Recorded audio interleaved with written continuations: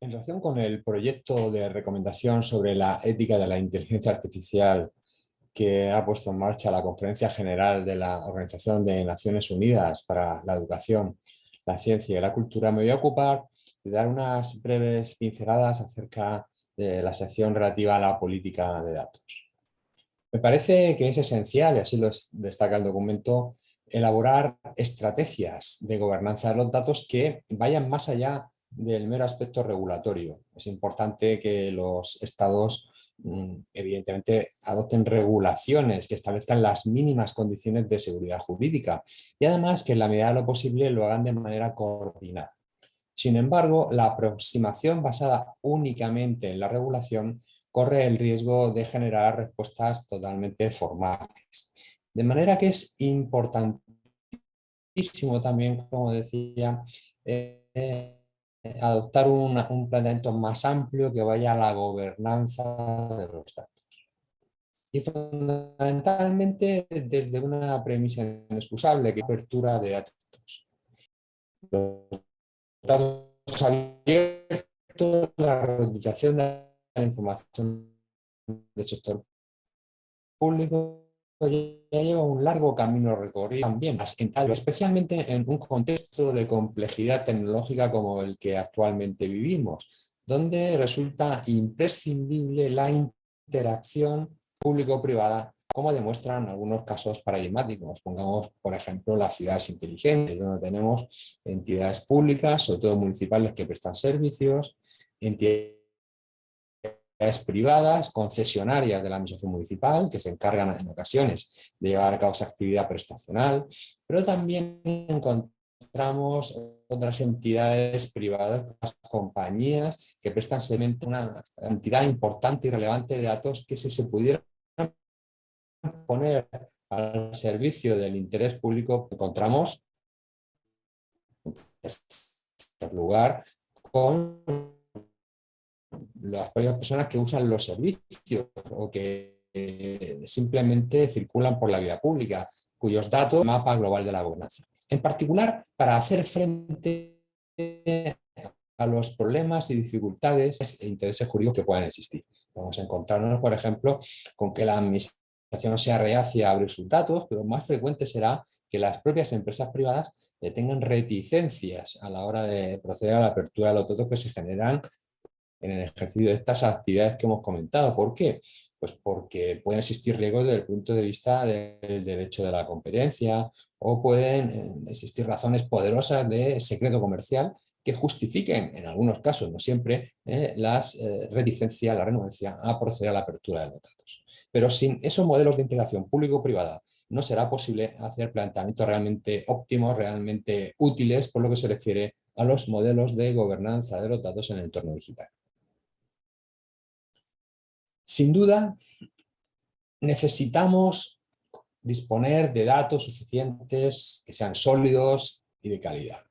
Por tanto, en primer lugar, hay una dimensión cuantitativa de esta exigencia. Y no solamente deben ser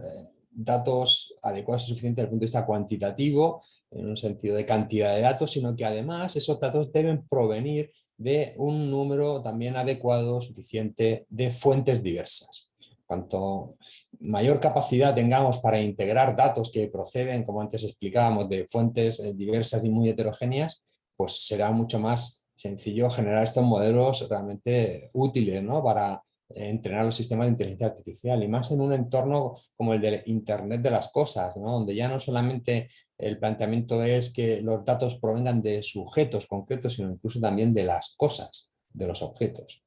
Tenemos ahora mismo el despliegue de las redes 5G, un auténtico desafío a la hora de generar este ecosistema jurídico y de gobernanza adecuado de gestión de datos. Pero también es importante que los datos sean relevantes desde el punto de vista cualitativo, es decir,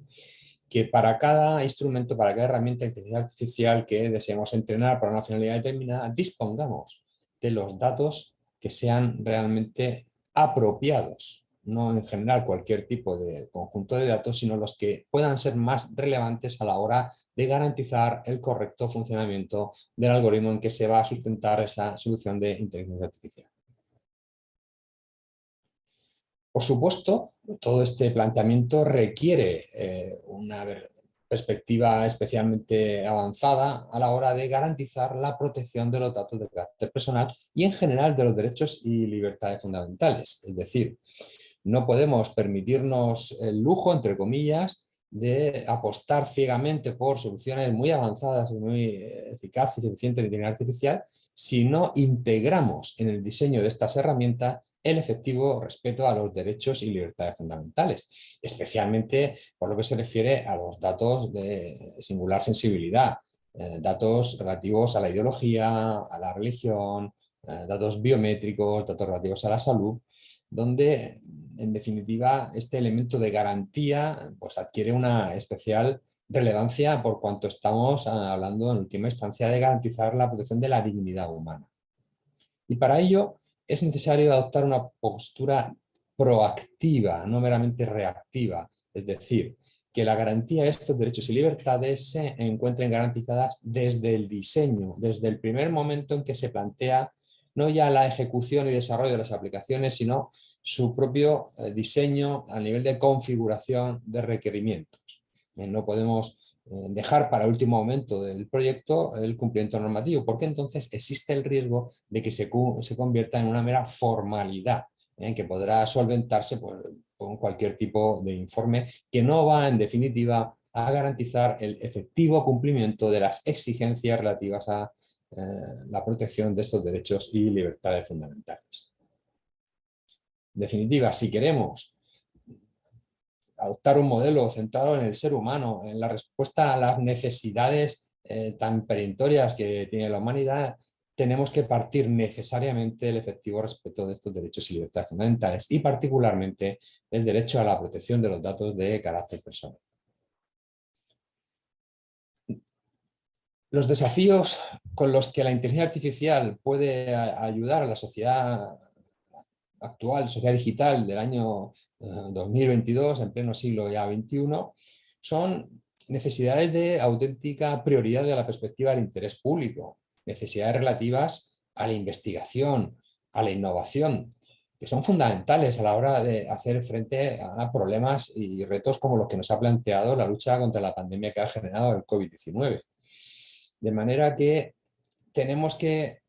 afrontar estos desafíos teniendo en cuenta no solo esta realidad, sino la realidad jurídico-política en la que nos movemos a nivel internacional. Hay que ir más allá de la perspectiva nacional y se deben garantizar mecanismos de estandarización y gobernanza de los datos más allá de las limitaciones que ofrecen las fronteras de los estados, incluso organizaciones internacionales geográficamente muy limitadas como puede ser la Unión Europea.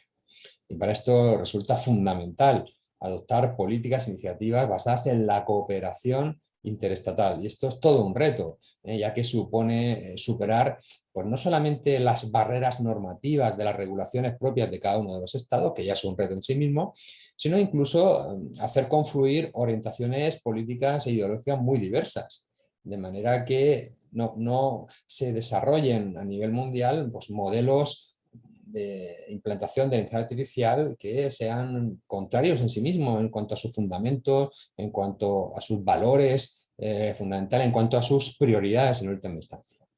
Sin embargo, pues no es sencillo este reto y supone en última instancia pues, un desafío propio de la diversidad característica de las relaciones internacionales, como nos demuestra pues, la situación actual a nivel global.